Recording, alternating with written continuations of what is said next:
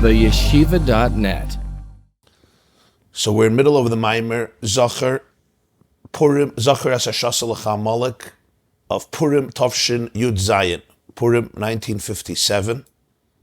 We already had a few shiurim on it, 3 shiurim on it, and now we continue. So the first class we did the first 2 chapters, then the second class we did the 3rd chapter, and then last class, which was Monday morning, we did the 4th chapter. What was the summation of what we learned? And I literally say summation very, very briefly. Anybody wants to say it? Exactly. So that so often we define ourselves as being in a situation and reacting to that which is happening around us. In truth, even though there's a certain truth to that, obviously, but really, we always have to go much deeper and ask what is happening inside of us. Because the way I respond internally often defines the reality that I'm reacting to. This is not something that we intuitively necessarily know or learn about. We often say, if this happens, react this way. If somebody says this, react this way. What we're learning here is that the biggest work has to do with noticing what's being aroused in me, what's being triggered in me. Because my own blockages will completely affect how I am affected and how I affect your blockages. Or in the words of the Maamer, somebody who's still holding on, they're holding on to stuff and they cannot let go of those stuff. So their reaction to those stuff and other people is going to be extremely, extremely dramatic and intensified and defined by those blockages. Only when I am a conduit, only when I let go, only when I am really, really in a position of inner wholeness and empowerment, can I then become a conduit to be able to identify the sparks, the goodness in the other. Specifically, we learned that this is the meaning of the fact that only in a state of Ada Lo Yada can the Jew say, blessed is Haman, not in a state of Yada, as we explained in earlier classes in the name of the Arizal. And the idea was that there's different states of consciousness. There's a state of consciousness called Yada, which means avodah based on das. My service, my relationship to life and to God is based on the tool of my intellect. In other words, it's a type of life where I need to wrap my brain around things. I need to understand, I need to control to a certain degree. And even though it's very important, the Rebbe says, this is called avodah she'eina tama. There's still a lot of growth.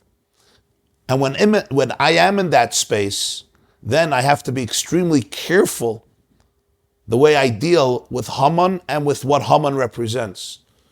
Because if I say blessed is Haman, I may not be extracting the spark, but to the contrary, I may be lured into the shell, the husk. Only in the state of Ada Lo Yada, which he calls bittul b'bitzias, which means that I can open myself up to infinity and therefore my own infinity. And as we always explain what bittul is, that I become part of the larger light, like when you have in halacha bittul. Let's say a drop of milk falls into a cholent, and there's a ratio of 60 to 1 from the fleshik, from the deli to the milchik. So we say that the drop of milk doesn't affect the deli, the fleshik, because it's nullified, it's bittul. So the Rosh explains that the milk is transformed into a fleshik dish. It's not just it doesn't affect it, it's dissolved, it becomes part of it. Actually, your dish just grew. These drops of milk now become part of the Fleish Hekdesh. So when you say bittul, bittul doesn't just mean self-nullification. Bittul is bittul to the divine infinity, which means I become part of that infinity. I become a conduit for infinity. So my service of God is not limited to my brain, to my braininess. I don't know if I made up a word. To my tools, to my own limited tools. But I open myself up to my own infinity. And then, he says, you can go to places where the spark is so hidden and is so buried. And you could say, blessed is Haman, which means what? I want to take out that spark. And of course, when Haman loses a spark, he can't exist. Because even the worst forms of negativity and toxicity are fueled by some spark of holiness, even if they completely distort it, manipulate it, exploit it, and the spark is completely exiled. And he says, that's why when I am in the state of das, which is connected to the Eitz HaDas, Adam Arishan can't live forever afterwards. Why? Because what can live forever is eternity, thank you, goodness, divinity. But once Adam Arishan now accesses in an internalized fashion fragmentation and brokenness, ultimately that causes death. So he says, in such a situation, I have to be careful and I have to have very clear boundaries, because if I go to a place of negativity, not only will I not triumph and extract a spark, on the contrary, I may be defeated and I may fall prey to the husks, to the shells, to the blockages. And that's why we say, Sur Meira, Orur Haman, Haman is cursed and Mordechai is blessed. When a person, Purim represents the ability of a person to go to a space of layad. I don't know. I don't know. What does it mean I don't know? It's not I don't know that's coming from ignorance, from naivete, because I'm illiterate, because I'm uneducated. No, this is the most enlightened form of ignorance. There's ignorance that I don't know. Okay, I don't know. I don't know. I have to learn. I'm not interested. I'm illiterate. I don't want to know. But then there is the not knowing that comes from the deepest type of relationship. I don't know. It's a testimony of strength, of empowerment. I don't know. I don't have to know. Not because I don't want to know, not because I'm afraid to know, not because I'm embarrassed with my brain, not because I believe in indoctrination, not because I believe in blindness, not because I believe in ignorance, but because I know whatever there is to know, I want to know. But then I have a connection, I'm become aware of the reality that I can't wrap my brain around. That lo yada is a much more mature, it's a much deeper relationship with life than yada. Because yada means I have to reduce it to the limitations of my tools. Lo yada means I don't have to reduce it. This is called bittul b'metzias. My very entity, my very identity can become a conduit. My whole metzias, including my mind and my heart, becomes bottle. What does it mean it becomes bottle? It becomes a conduit for infinity. This is called tzaddik gomer versus tzaddik she'enei gomer. And he can bring light into the spark even when it is embedded in the deepest klippa, and always distinguish between the two and not get caught up in blockages. And then the light doesn't go to the klippa, the light goes to the nitzotz and it gets redeemed, and then the klippa can fall away. You wanted chazaras? I just gave you a very brief summation of last class. And it's, if you have time, it's kedai to review it and the other classes, because this is very, very fundamental and very powerful ideas in life and in Chassidus. Baruch atah Adonai Eloheinu melech haolam shehakol niyeh b'dvareh. Seif Hey, chapter 5. In the source sheet, it's the bottom of page 156. Ready? Yeah. You can ask. Okay. This is something we're talking about, a particular short period of time on Purim where we reach this level, but really, probably the Rebbe is going to speak about it later in the Maamer, but something that we want to try to reach all year to a certain extent. Right. Yeah, Purim, of course. When we speak about the avodah of Adal Yada on Purim, it's that Purim empowers us. You remember we learned a few weeks ago on Purim Katan about the concept of Toiv Leiv Mishta Tamid, how Purim becomes the source. It's like the the central nervous system in the brain that governs the entire body. But then it has to be communicated through the body in a visceral way. So Purim is the source of Simcha for the whole year. So the same concept, the Odelia of Purim, is a source of empowerment for the entire year. We'll discuss that later.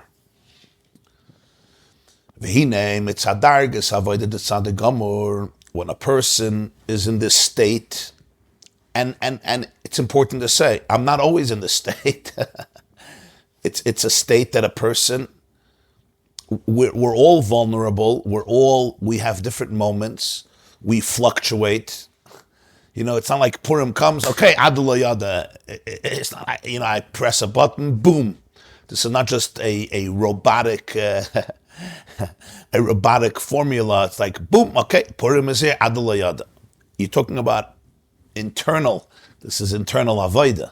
It's internal avodah to be able to notice my own klipa, to be able to notice in practical English what's happening to me.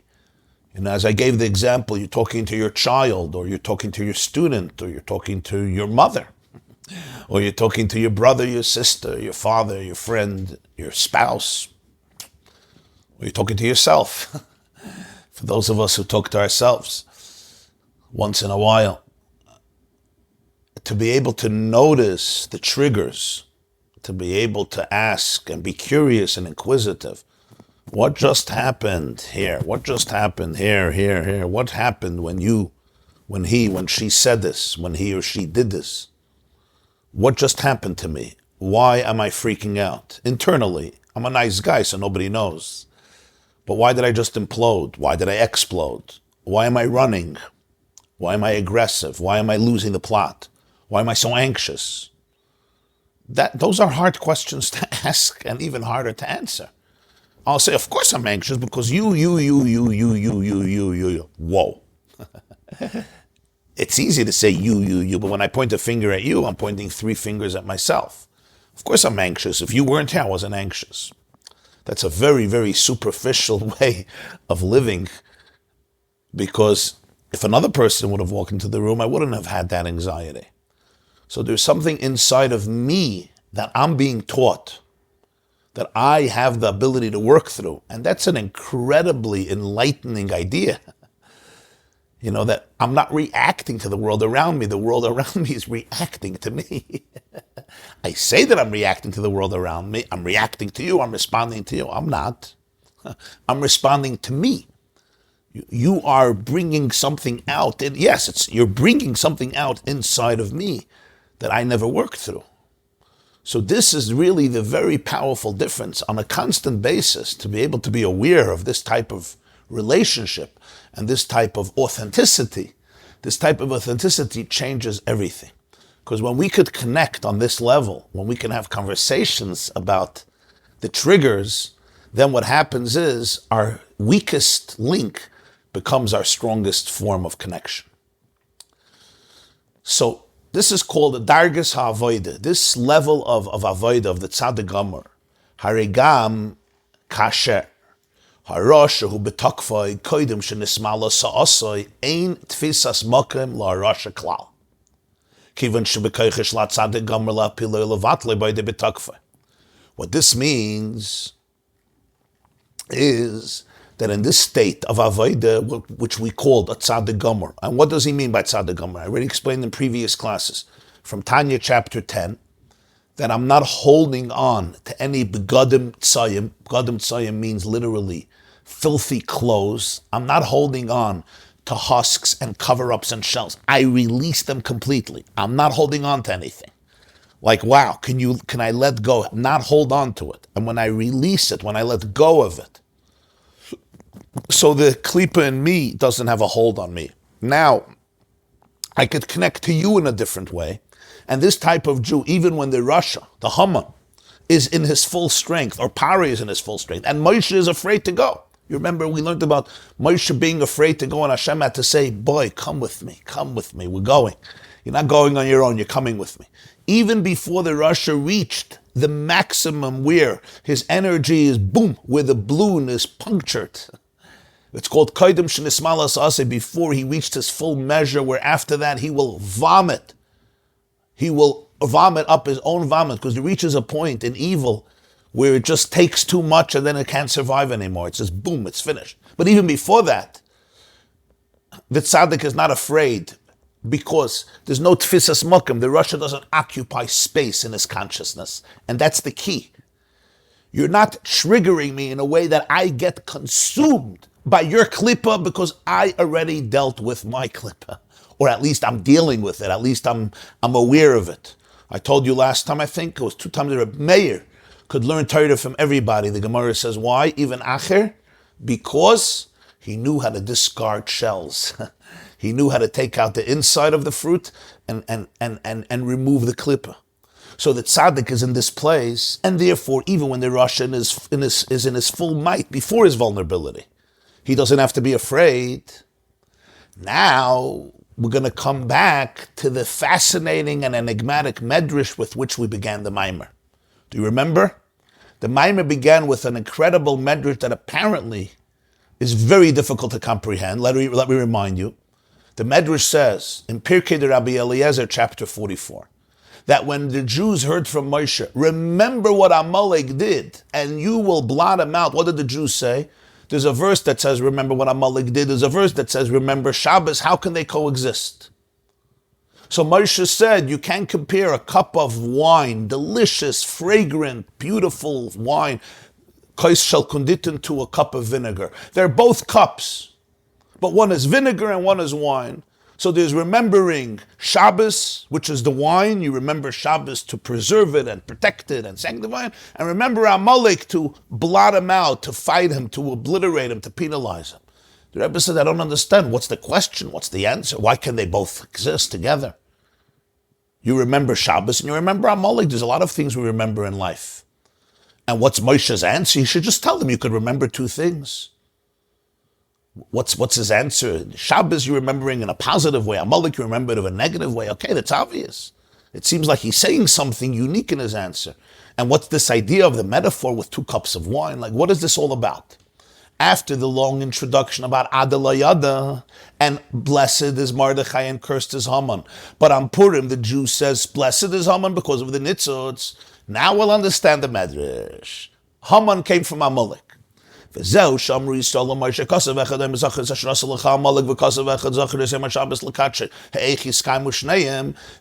meaning of the fact that the Jews told Moshe.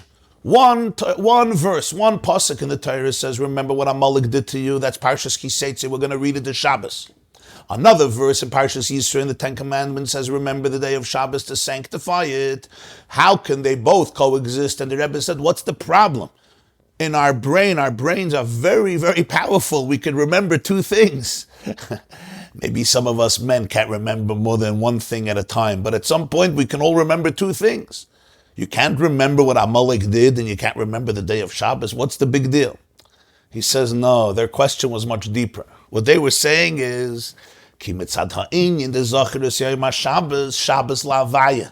שזה המים מצב של המילה מעולם לגמרי, אין תפיסת מקום למציאות של המלך כלל, שיהיה נופל על זה הציווי זכר, אשר עשה לך המלך.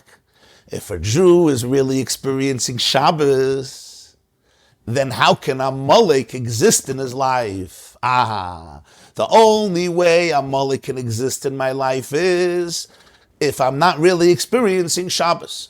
If a Jew remembers Shabbos, what is Shabbos? Shabbos is called Shabbos Lashem.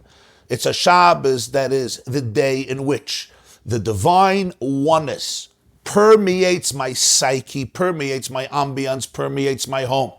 Shabbos is a day that transcends the parameters of a limited world, and that's why Shabbos, we say, God seizes creation. What does it mean he seizes creation?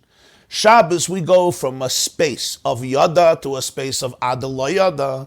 Shabbos, I go to a space, apparently, from a space where there's still separateness, to a place of Bittul B'Metzias where there's absolutely no separateness. Amalek doesn't occupy space there. When I go out of my own blockages, I'm not defined by any other blockages. So now to say, remember what Amalek did. Remember what Amalek did means Amalek plays a role in my brain. Let's talk about Amalek here internally. There's Amalek as a nation, and then there's the internal Amalek. The internal Amalek, I could only remember and destroy and be busy with it if it exists. If something doesn't occupy space, I don't have to be busy remembering it. So that's what the Jewish people are asking. When a Jew is in a real state of Shabbos, Shabbos doesn't just mean remember Shabbos intellectually. Remember there's a concept of Shabbos, remember the concept of Amalek. If Shabbos is filling me up viscerally, in other words, if I'm living Shabbos, if I'm breathing Shabbos, what's Shabbos? Shabbos is a state of absolute serenity, absolute tranquility, absolute oneness. In Shabbos, there's no private domain and public domain. That's why the laws of Shabbos begin with not carrying out from a private domain to a public domain, because Shabbos is about the fact that there's absolutely complete oneness, Shabbos Lashem, or in other words, Shabbos is the experience of being in a place where I am not in any box, where I am not in any bubble, where I am a complete conduit for Shabbos Lashem, Lavaya. Where does Amalek come to occupy space? That's their question. If there's a real Shabbos, there's no Zachor Sheshach Amalek. Zachor Amalek means Amalek lives. Amalek challenges me. Amalek gets me. Amalek triggers me.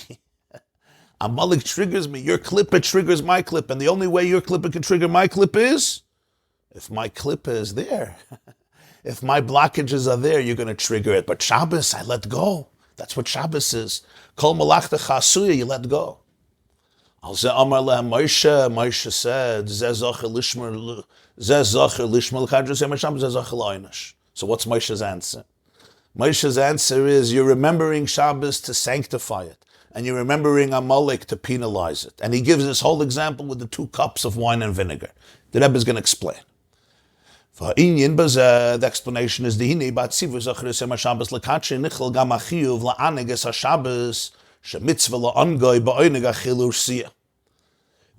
commandment to remember Shabbos includes the commandment to bring delight to Shabbos. It's a mitzvah to celebrate Shabbos and enjoy Shabbos. It's called Oynik Shabbos.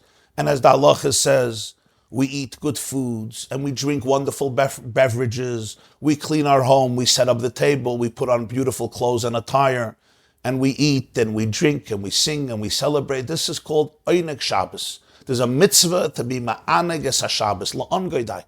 The koi al dargan ailis yosef b'tainuk shein b'yem ha-Shabbos mitzadat smele shen m'sheches u'baal te'polosit shelitzisol shu ma'aneg es ha-Shabbos. This means, even though Shabbos itself is a day of pleasure, there is something that the Jew adds to the pleasure of Shabbos. The pleasure of Shabbos on its own may lack it, and the Jew brings in a new pleasure to Shabbos. It's called ha-ma'aneg es ha-Shabbos. You are ma'aneg Shabbos, as the Gemara says in Shabbos, Tractate Shabbos, Kuf Yud Ches. V'hinei av shezui am shacha dargan ailas b'tainu shem b'yem ha-Shabbos mitzad atzmai. Harei li'idach gisam shacha zui aydei inyonim gashmim sheba'olam oyneg achilu sh'siya dafka. Even though this is a very profound idea because you're actually adding something to Shabbos. Shabbos is a holy day, whether you like it or not, whether you're ready or not. But then there's what you bring into Shabbos. Shabbos has 2 dimensions. There's Shabbos and there's my Shabbos, right? Shabbos comes whether I'm ready, I'm not ready, whether it's 4 o'clock in the afternoon, it's 8 o'clock in the evening, I'm busy, I'm not busy, I'm having a hard day. Shabbos comes, boom, Shabbos is here. That's the beauty of Shabbos, right? Everything stops. The cholent is not ready, the food is not ready, I'm not ready, I still have so many things to do, ich darf laufen und gehen and laufen. Shabbos is here, boom. And you always know when Shabbos comes in at 8 o'clock, people are not ready for it, and when Shabbos comes in 4 o'clock, people are not ready for it.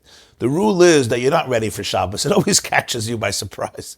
There's a few exceptions, people who are ready Wednesday for Shabbos. There was a Jew once said that he never went to work, so they said, why don't you go to work? So he said in Yiddish, Ayid Zuntik tracht Montag, was wird sein Dienstig? Mittwoch tracht es, schon Donnerstag, schon bald Erev Shabbos, no was soll ich gehen zu der Arbeit? A Jew on Sunday thinks on Monday, what should I do on Tuesday? On Wednesday, he starts reflecting about Thursday, and he says, okay, tomorrow is already Erev Shabbos, let's just call it a week and already prepare for Shabbos, right? It's a great way of living, Rabbi, and you like it, huh? That's the way to live. The Ramban says that in Hebrew there's no days for the week. There's no Sunday, Monday, Tuesday, Wednesday. We call it Hayom Yom Rishon B'Shabbos, Hayom Yom Sheni B'Shabbos, Hayom Yom Shlishi B'Shabbos. There was a Jew who used to have late Shalashudas, and once the Shalashudas went till after midnight of Mitzvah Shabbos, so the people in the shul said, Rebbe, it's already so late. He said, it's still too early to welcome in the next Shabbos. So there's two elements of Shabbos. There's the holiness and the beauty of Shabbos on its own, and then there is what I bring into Shabbos, my consciousness, what I bring into the home physically, and what I bring in emotionally to the home. So this is a tremendous thing that a person can actually experience the tainug of Shabbos and add to it, and how? Bringing something in that Shabbos itself doesn't have, and you bringing it in through physical things. Good food, good drinks, the physical, visceral instruments. It's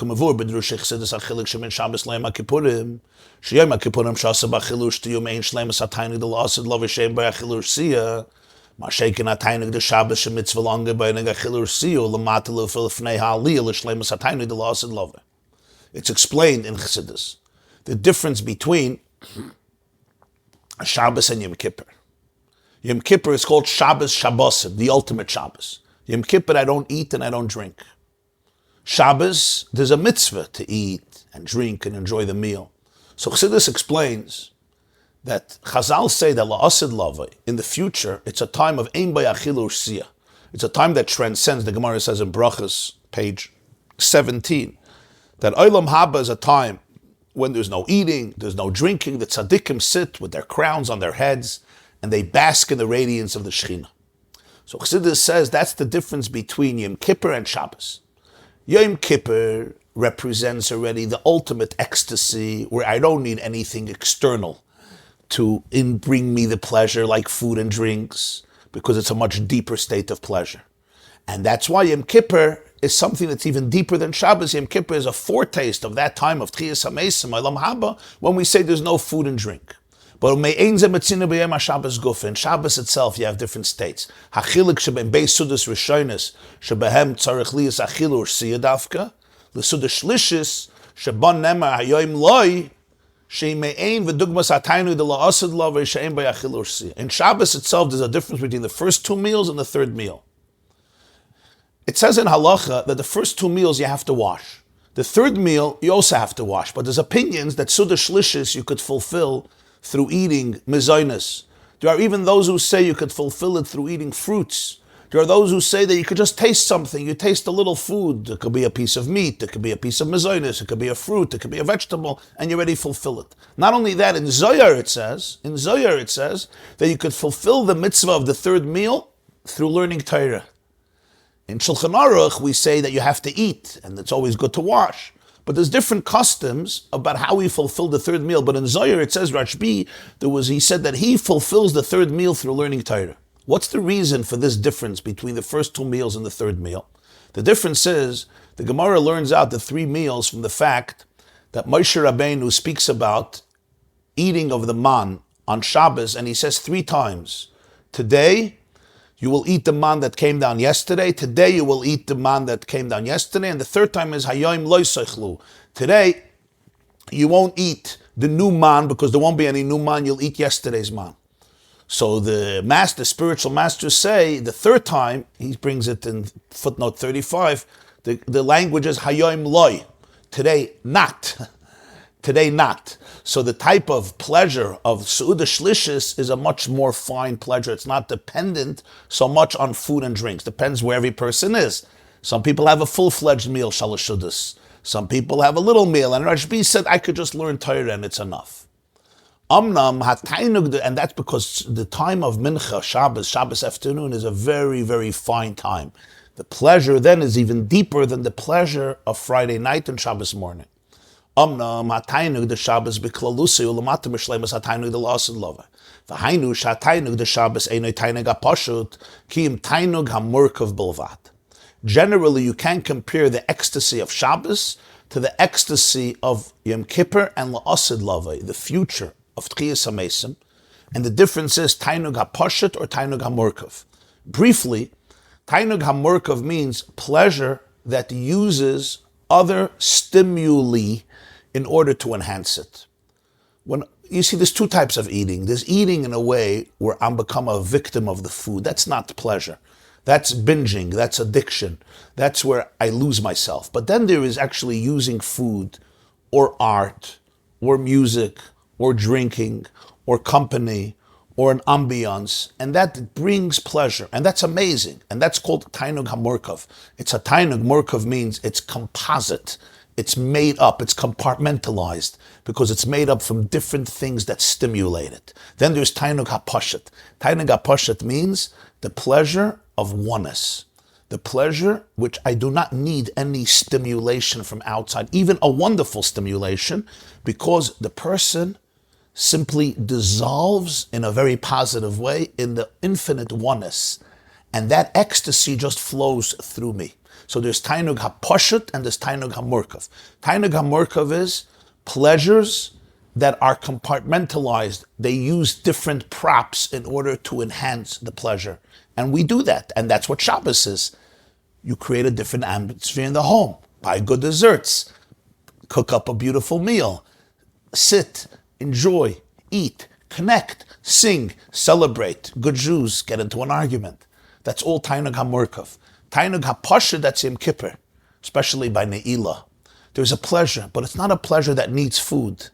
It's not a pleasure that needs anything, and that's the ultimate pleasure of la'asad lavai. V'zeu sha'amar Moshe liYisrael, zeh zachor lishmer l'kadosh yom haShabbos, v'zeh zachor la'onesh. Wow. The kivon sha'aschira the yom haShabbos hi lishmer l'kadosh es haShabbos. Aideze shema'an gemoise b'oineg achilur s'yainu zachor la'oineg tainug hamurkav bilvad. V'adayin ein ze shleimus ha'tainug l'asad lavai hine bedarga zu yesh tfisas makam lametzias da malek. V'lachein tzarich liyas zachor es asher asa lecha malek zachor la'onesh. So Moshe says, Chevra, I know you celebrate Shabbos, but let's remember, how do you celebrate Shabbos? Zachor lishmer l'kadosh. You protect Shabbos. You sanctify Shabbos. In other words, you bring in pleasure to Shabbos through food, through drinks, through external stimulations, instruments that God created in the world that can enhance the pleasure of Shabbos. This is called tainug hamurkav. It's a pleasure, it's an ecstasy that is still compartmentalized. It's not the ultimate pleasure of la'asad lavei, of post-Mashiach, of the time of Tchias HaMesim, of the time of resurrection. In that space of pleasure, Amalek still exists. There is still space for Amalek, and that's why even the Zachor es Yom HaShabbos does not exclude the Zachor es Asher Asa Lecha Amalek. And this is a very, very, very deep idea Moshe Rabbeinu was telling them, that you always, in simple English again, do not think that when you reach a place of pleasure, you're not triggered. You are triggered. Why? Because my tainug is still compartmentalized. I'm still in a space where there is brokenness. I'm still in a space where I'm not completely one. That's what tainug hamurkav is. My pleasure is, the word murkav in Hebrew means mashu shemurkav. It's like a composite of different elements. For example, the body is murkav, is made up from different limbs, different organs, different cells, right? You build Lego, or you make a puzzle, a jigsaw puzzle. It's one puzzle, but it's made up of pieces. Tainug hamurkav is pleasure that's made up of different pieces.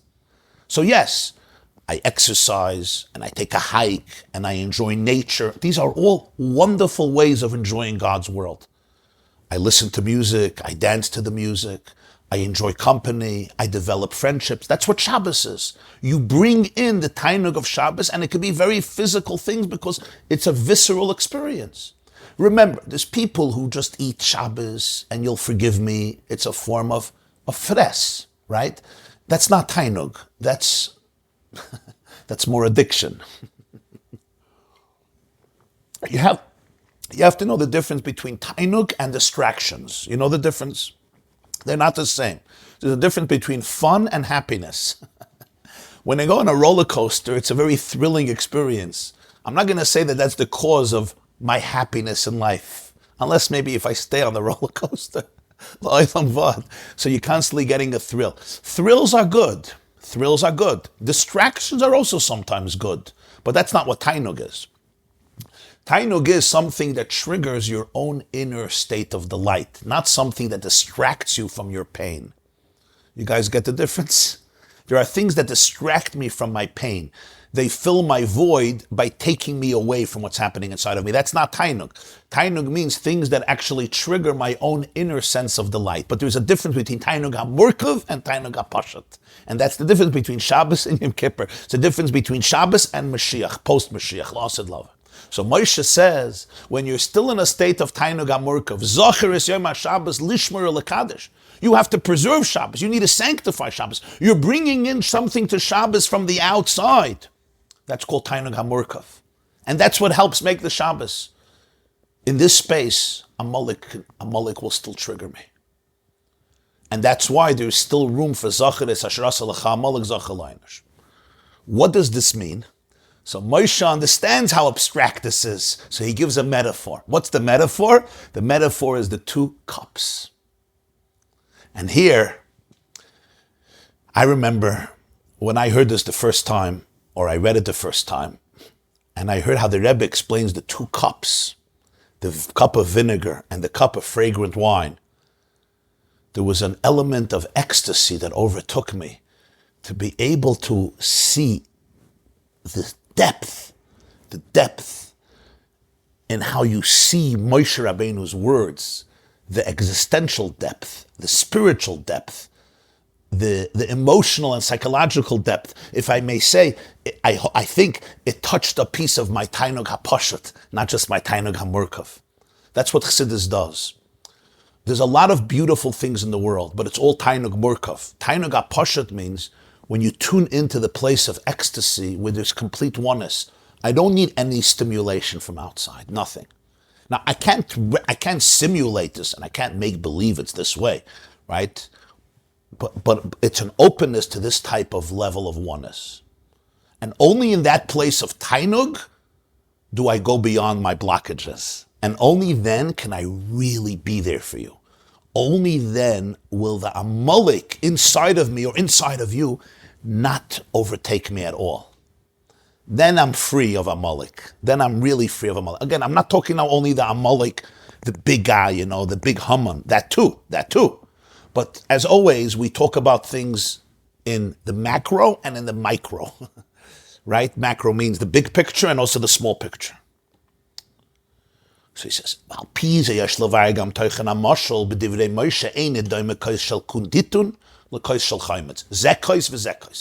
it's a very strange response. Moshe says, don't compare the 2 cups. It's 2 cups. This is filled with vinegar, and this is filled with kunditun. Kunditun in Talmudic language is considered wine that was fermented, but fermented skillfully, and it's considered the choicest type of wine. It was also wine that they would ferment together with a little honey.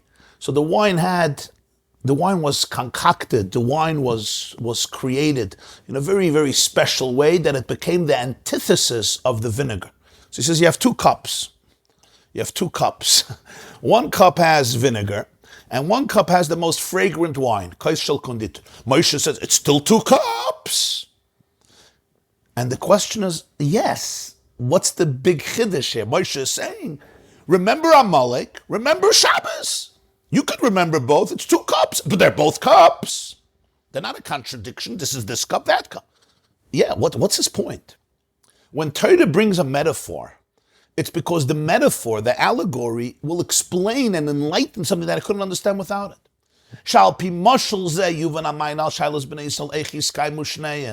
Only with this metaphor can they receive an answer to their question, how both can coexist. If there's Shabbos, how can there be Amalek? If there's Shabbos, how can there be Amalek?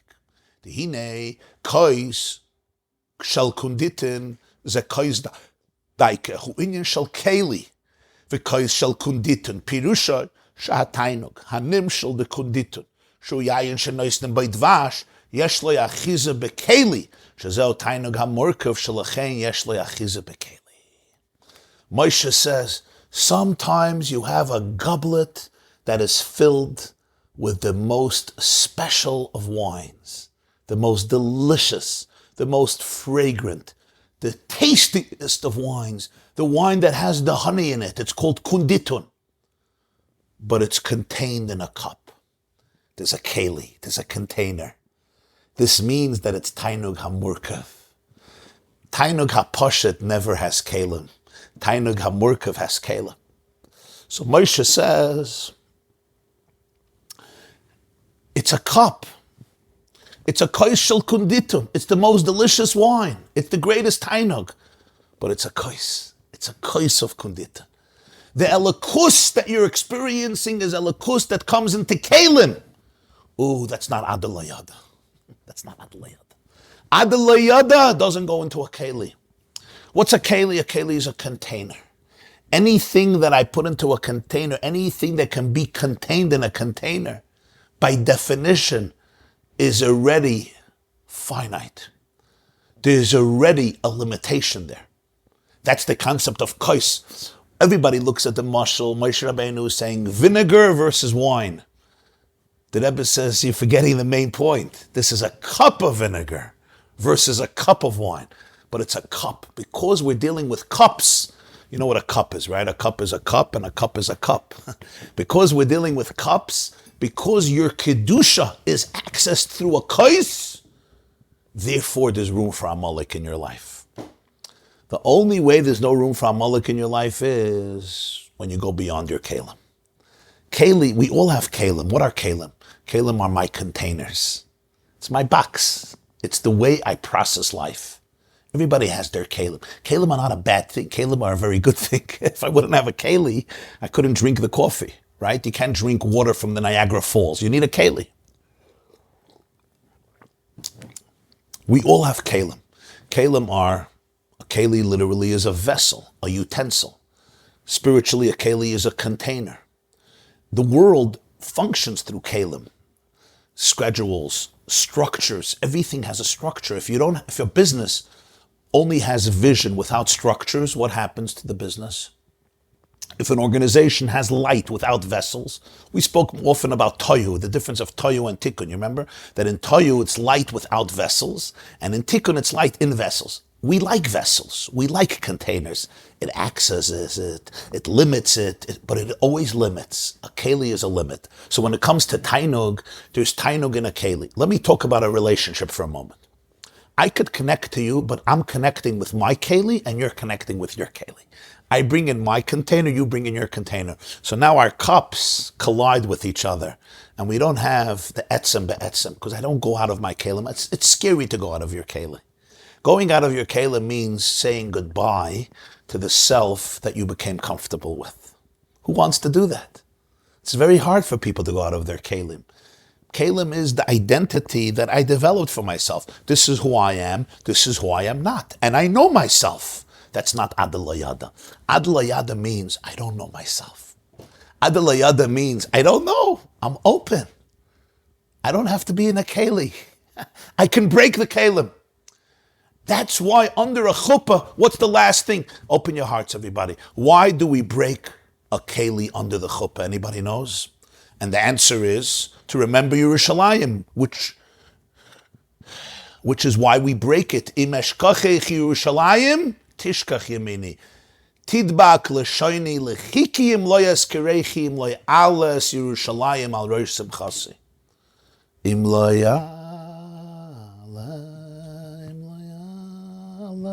That's why we break it.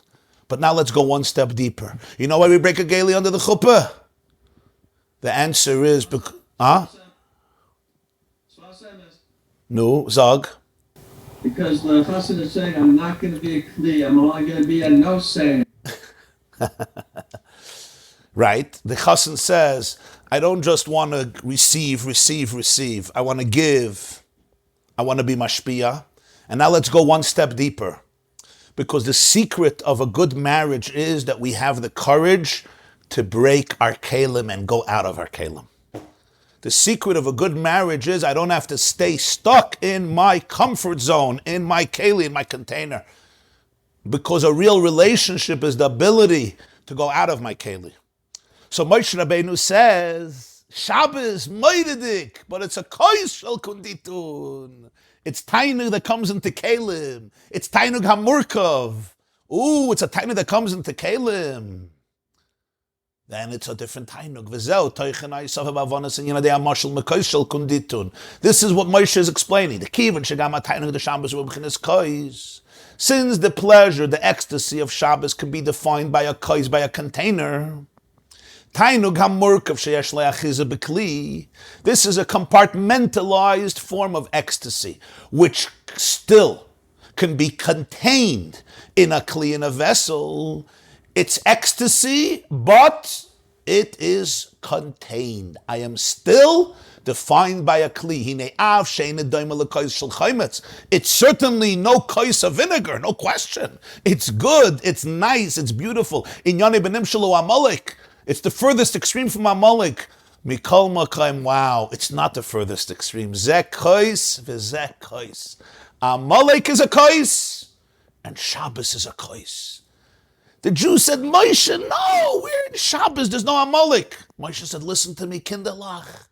Even in Shabbos, even on Shabbos, there are triggers. Anybody here gets triggered on Shabbos? Even on Shabbos, there are triggers. It says in the Gemara in Yerushalmi, Jews don't lie on Shabbos. Even a Jew who's usually suspected, it's been again the halachas of Meiser. Still, I can get triggered on Shabbos. Zekais v'zekais. I'm still contained in a cup. And because I'm contained in a cup, Amalek could get to me. You have to know this. It says in Zohar that Friday afternoon, the Satan likes to make a machlaikas in the house. You know that? Do you know that many homes by Lichtenstein, there's a lot of fighting? The husband gets upset at the wife gets upset at the husband, because the Satan doesn't want that Shabbos should be welcomed with serenity. It just says that people get into fights Shabbat, Friday afternoon, especially Lichtenstein. That's why it says in Chumash, Loi savaru eish b'chol moish v'seichen b'yom HaShabbos. Don't light the fire of machlokes on Shabbos. Don't be careful, because people could get very angry. People get angry at the Shabbos table because it's such a time of pleasure and serenity. The Satan doesn't like that. So he likes to make a fight at the Shabbos table. You get upset at this one, you get upset at this one, and the Shabbos table falls apart. So we always have to be aware of our triggers. We have to be aware that even when I'm in a place of tainug, in a single moment, Amalek could come and snuff the soul out of it and take my wine and turn it into vinegar. And you know what vinegar is? Vinegar is wine that goes sour. Vinegar is not something else. Vinegar comes from the wine itself. Vinegar takes the wine and turns it into something sour. Even an experience of Kedusha and Elikus that is based on a keli, that is based on Tainug HaMurkav, is vulnerable. V'lachein gam b'hadarga de Zachor es yom HaShabbos l'katshay.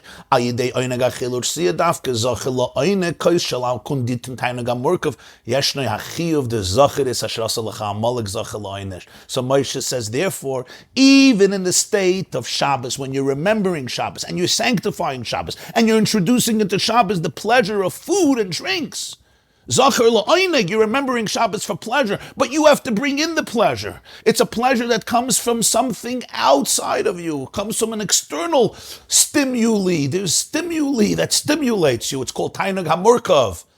There's still room to say, remember what Amalek did to you. Don't let go. Don't take your finger off Amalek. Remember that Amalek always has to be put into context. Amalek has to be dealt with. Amalek has to be able to be eliminated. Amalek has to be penalized, because that Amalek could creep in and abduct my psyche and my soul and turn my wine into vinegar. Why? Because ultimately, zekois v'zekois. Tainug HaMurkav creates room for klippa. It doesn't mean it's not gewaldig. It's gewaldig, but it's any experience of a likus that is accessed through kelim is not adel layada. If it's not adel layada, be careful with Haman.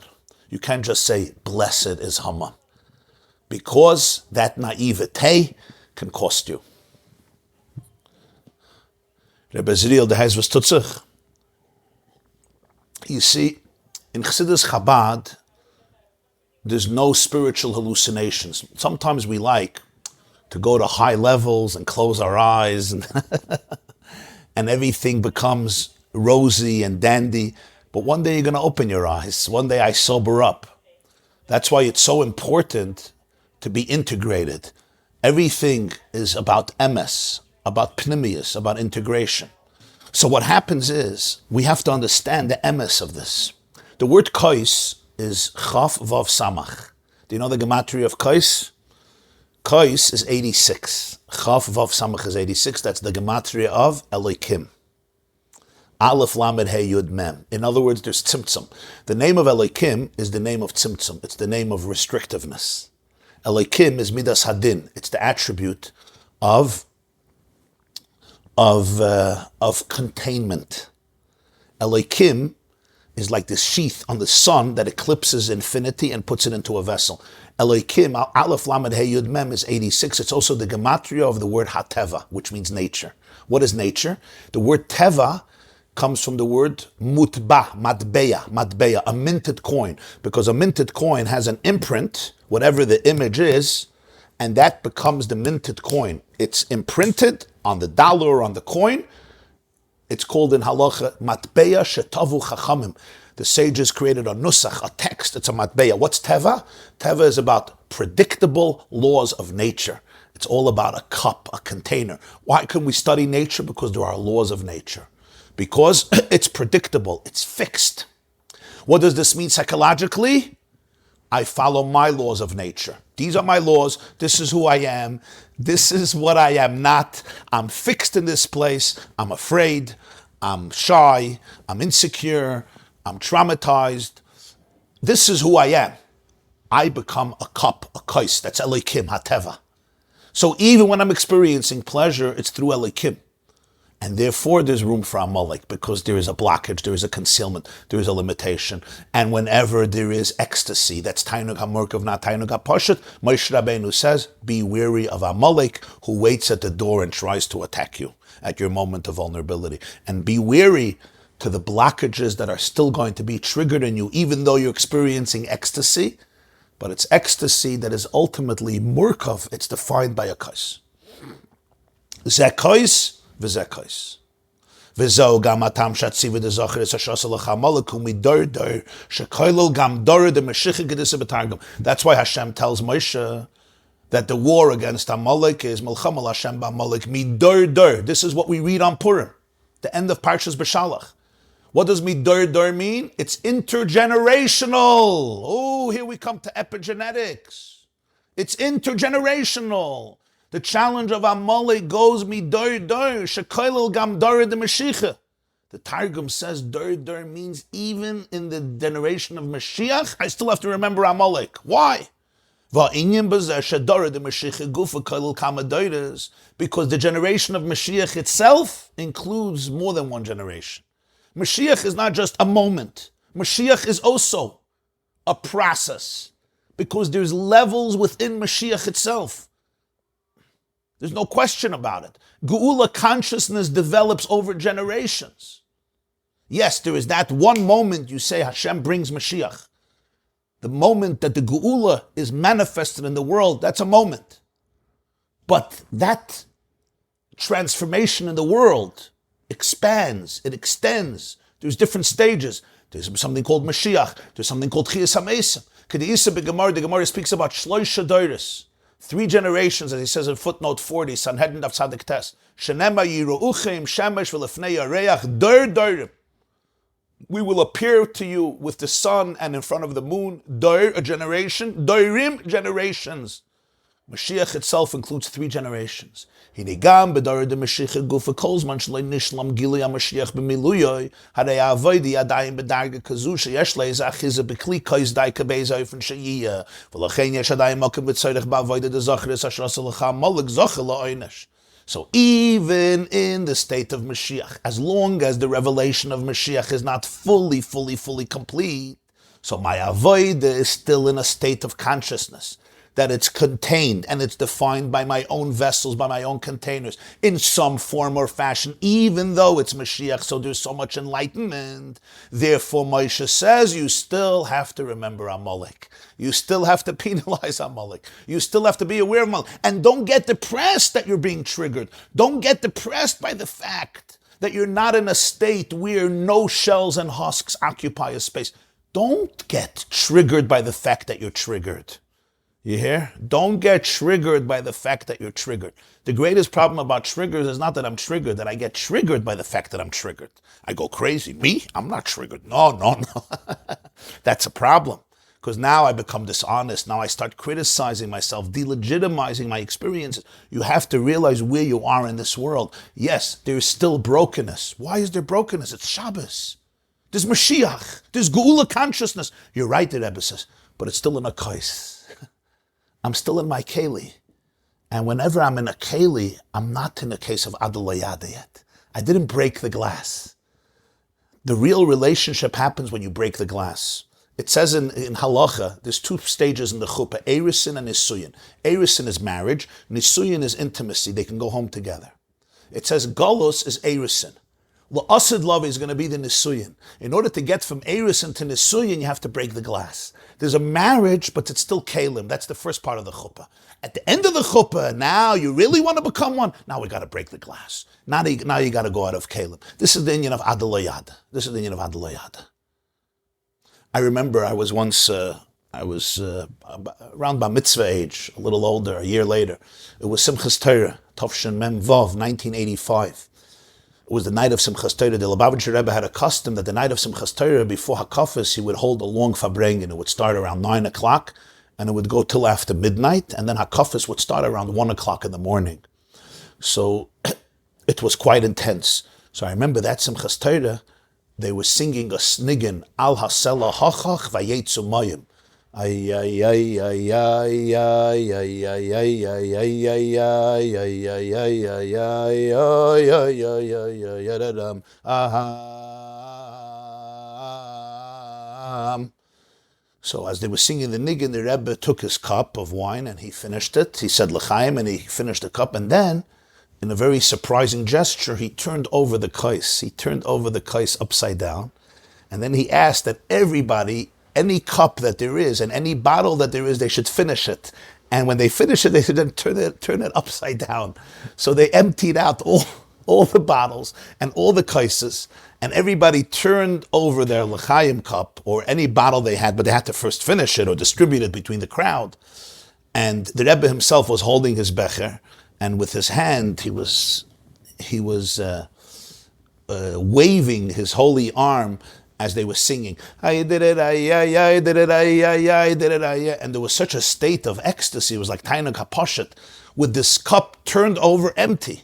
And then in the next talk, the Rebbe explained what he was trying to do. And he says that the Rambam made a picture of the menorah in the Beis Hamikdash. We have it in the handwriting of the Rambam. It's printed. The Rambam actually made a depiction, a graphic of the menorah. And the menorah, on every one of the 7 branches, there were goblets, there were gviyim, and the Rambam made them upside down. They're not upwards, they're downwards. They explain why. Nobody knows why did the Rambam do it. So the Rebbe said, because there's 2 types of people. There's people who come to life and they come to the world and their cup is up. They want to take. The Rambam says that the point of the menorah in the Beis Hamikdash was to give. The kais was to be mashpia. When I'm mashpia, the kais, I turn over the cup because I want to pour it into your cup. So he says on Simchas Torah, every one of us can realize that we don't have to be only a container that receives.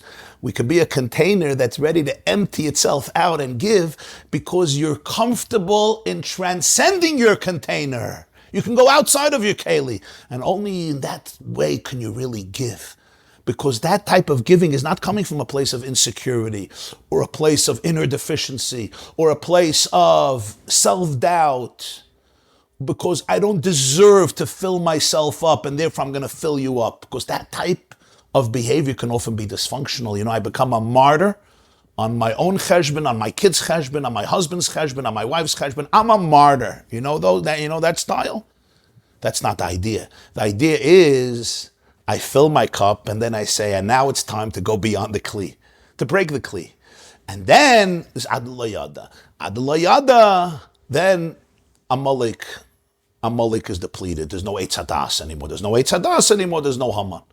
There's no Haman in my life. But till that point, Moshe Rabbeinu says, of course you're going to be triggered. You have to remember there's Amalek, and you have to remember that when Amalek comes in, he's not there to be embraced. He's there to be neutralized. He's there to be quarantined. He's there to be able to say, Amalek, you're here, but you're not going to control my life because you have no space in the world. You have no space that I'm going to give you in my life to be able to take over. This is Moshe Rabbeinu's answer to the Jewish people.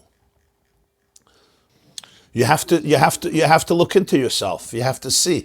I'm going to give an example again with your own family. If your child says something to you, right? And you could be a complete empathetic witness. You become a conduit for light and you say, wow, I feel what you're going through, and my job is to be a conduit of love and compassion. You know right away that you're a conduit. But if I'm experiencing a very deep trigger, and I'm getting angry and I'm getting judgmental, I have to just be aware of it. That's it. Just the awareness of it, the awareness of my blockages makes all the difference, because then I will not distort love with blockages. Number one, I won't fool myself. Number two, I won't contaminate the communication of love with my blockages in the name of love. And number three, I know what I have to work on. And number four, I can actually make choices. I can make choices. I could say, wow, this is what's going on inside of me. And now I'm going to choose to go to a much deeper space inside of me and be able to become an empathetic witness to this person. You get it? And that makes all the difference. Okay, Chevra, have a beautiful, beautiful day. Next Thursday night, we're going to have a big Fabrengen. It's going to be 18 Forshay in the Shul, Chaim, 18 Forshay Road, 9:30 p.m. after your meals. Everybody is invited. A section for men, a section for women, children, everybody is invited. There's going to be hot food and music. And we're going to continue the Odelia of Purim Be'ezer Hashem. Everybody have a beautiful day. This class is brought to you by theyeshiva.net. Please help us continue the classes. Make even a small contribution at www.theyeshiva.net/donate.